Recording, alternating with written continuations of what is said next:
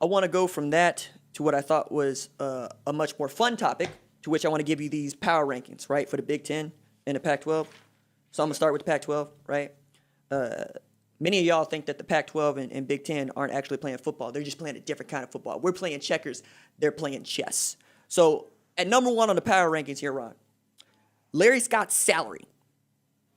He is the highest paid conference commissioner in college sports at about $5 million a year, which means that he is even more useless right now than Kevin Warren, because Kevin Warren doesn't make that much money at the Big Ten.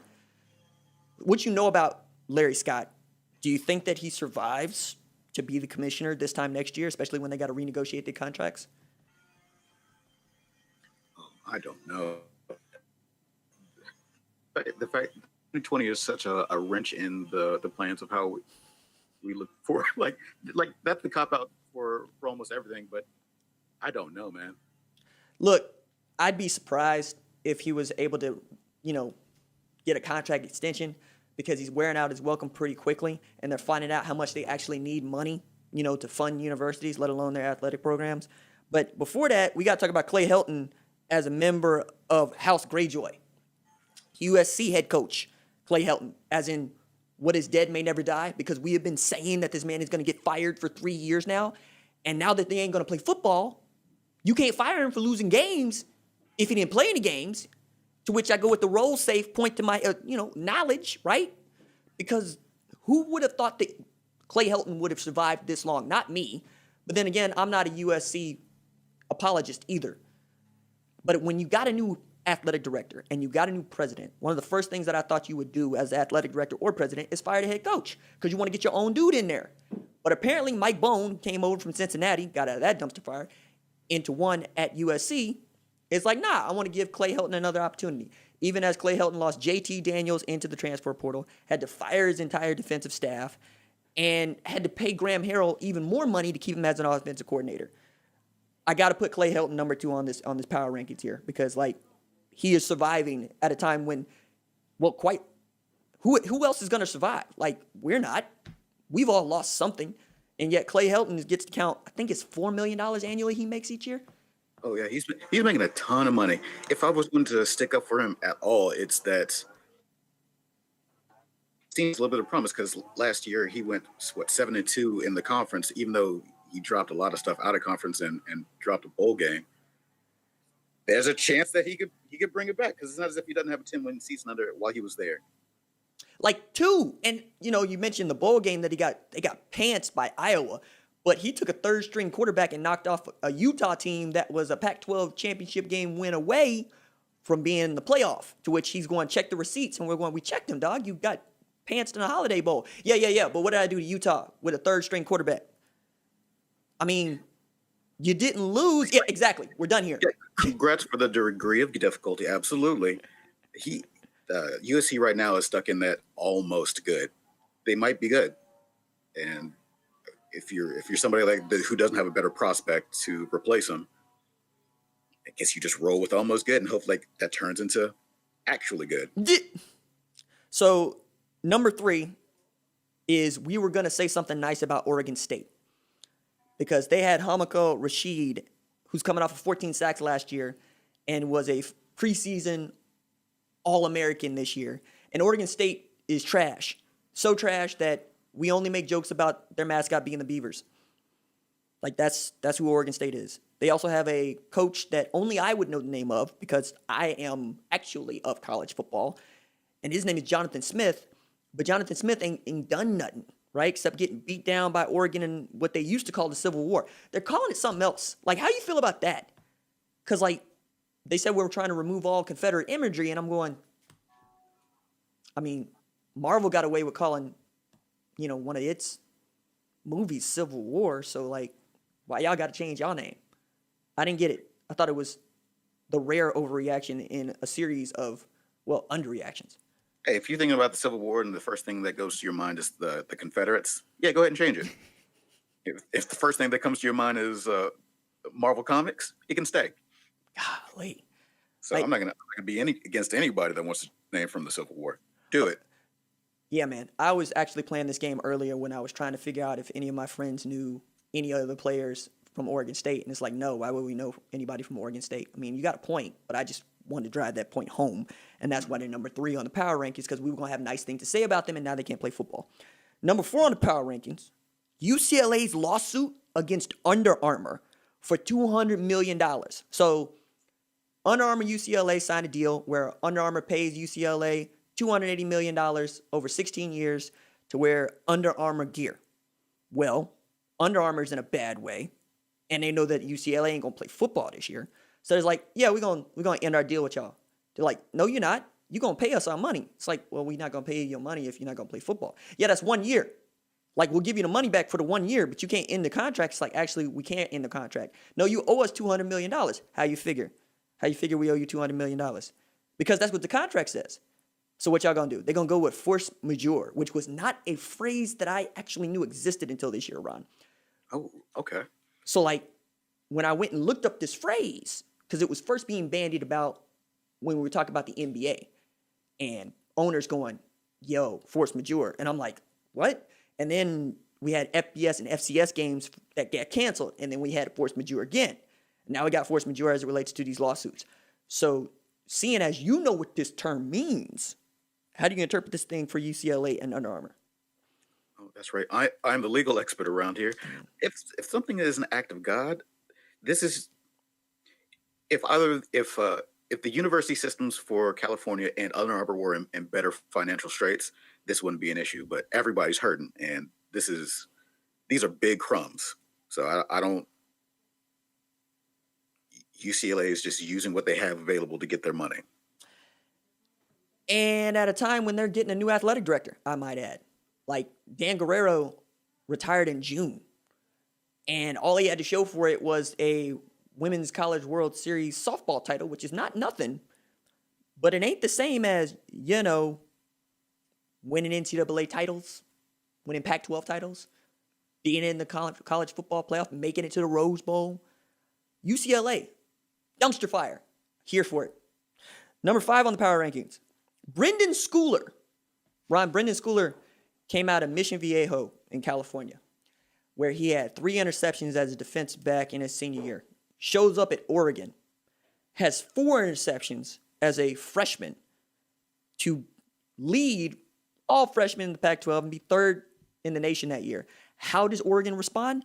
By moving him to wide receiver. You catch too many passes as a defensive back for us not to play you on the other side of the ball. All right, cool.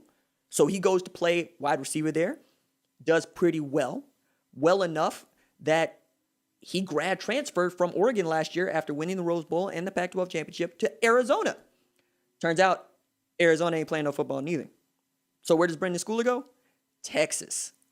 So now we got to talk about the University of Texas adding Brendan Schooler and Tariq Black from Michigan as grad transfers in a year in which they have no excuse not to beat Oklahoma for a Big 12 championship. However, I can't remember the last time or if it's ever happened that we've had one kid transfer to 2 different schools 2 months apart, in conference and out of conference. Like, it's only a college football story. And be ready to play. And be ready to play, yes. This is absolutely a modern times college football story. Because it's not as if we've never had a grand transfer. It's not as if we haven't had multiple transfers in the season. But to be able to transfer not once but twice and be ready to suit it up, man, this year hit something different, huh? I would feel like that something like this, by having the type of talent show up at Texas, that mean that Tom Herman is even more of a hot seat. Yeah, and I want to get to that.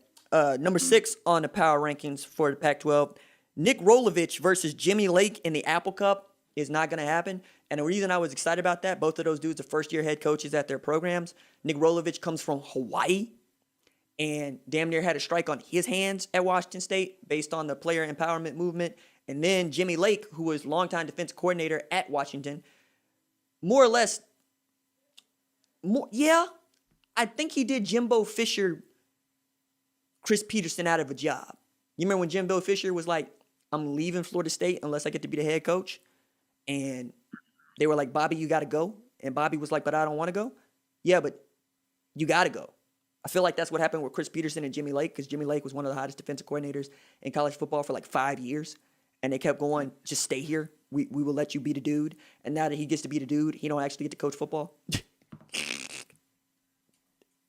I wanted to see the fire that this was going to be because I thought it was going to be fun. If for no other reason than Nick Rolovich is a my way or the highway dude that also runs run and shoot. And those two things don't usually go together.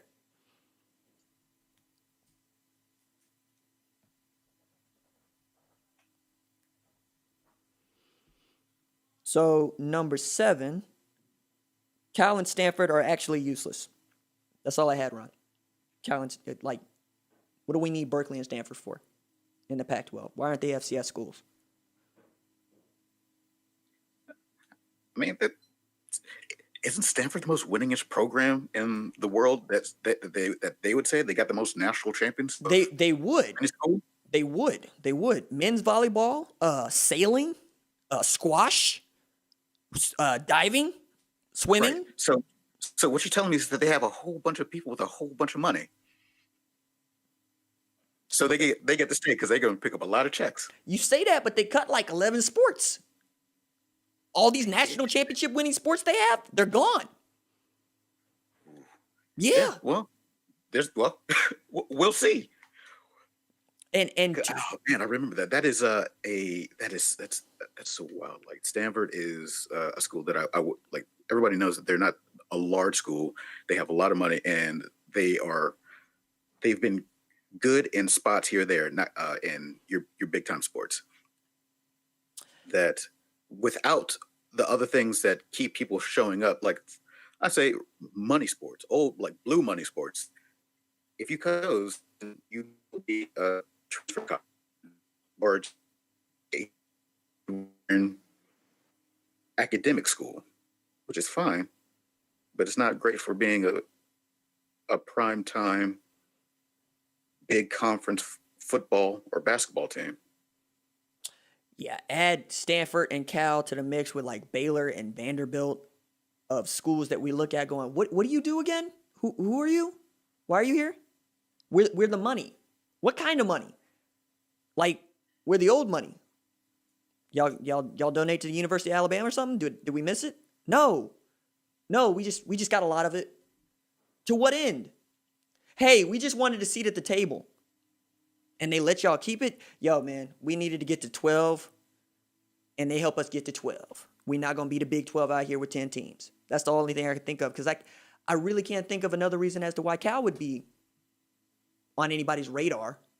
I mean, because Cal ain't been much to talk about since, what, Javid Best? There's a name. Mm-hmm. I mean, people got to go back to Marshawn Lynch, but I'm trying to get you closer to relevancy. Jared Goff? Aaron Rodgers? That about it? Yeah, I mean, it might be time to continue to restructure conferences. Might need to shut this one down and start a new one. I'm with it. At number 8 on the power rankings, Herm Edwards as the ghost of Eddie Robinson. All right, so this one I think you would enjoy.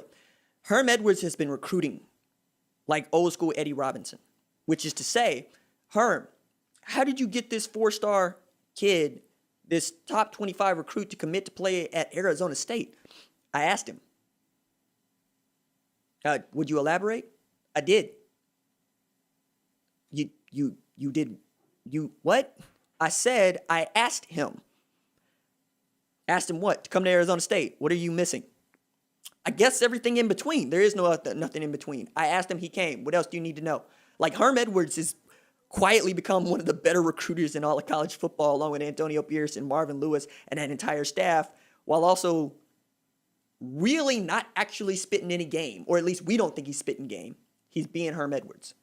Yeah, I was about to say, being Herm Edwards is probably the most convincing thing any person can be. If you've ever sat down in front of him or listened to an extended press conference interview with him, he's got the juice. And it's not so much that you got to sell him like you could be big and you can be famous. It's like, that's right, I can do anything. Yeah, I will run through that wall. Absolutely, it is all in me. I am every woman. That Herm Edwards got it. I am every woman. All right, so number 9. Damn, Colorado and Carl Durrell are in the Pac-12 too? That's what I came up with because I continue to forget that Colorado is in the Pac-12. Kind of like remembering that BYU plays a Mountain West schedule. Like it's not a thing that computes. And then whenever I see Colorado on television, I'm like, that's why we forget about y'all. Y'all actually trash. Y'all ain't been any good since what? Cordell Stewart? I mean, that's probably unfair. It's probably unfair. Joe Klatt? Was Joe Klatt good? Was his squads good? So yeah. He also got hit a lot. Like that's what I remember most about Joel Klatt is when he wasn't completing passes, he was getting destroyed. So yeah, I think they finished like number 2 in the conference in like 02, 01, somewhere in there. Back when you still ran I formation in the Big 12. So yeah, we're looking at what 20 years since relevancy. Colorado.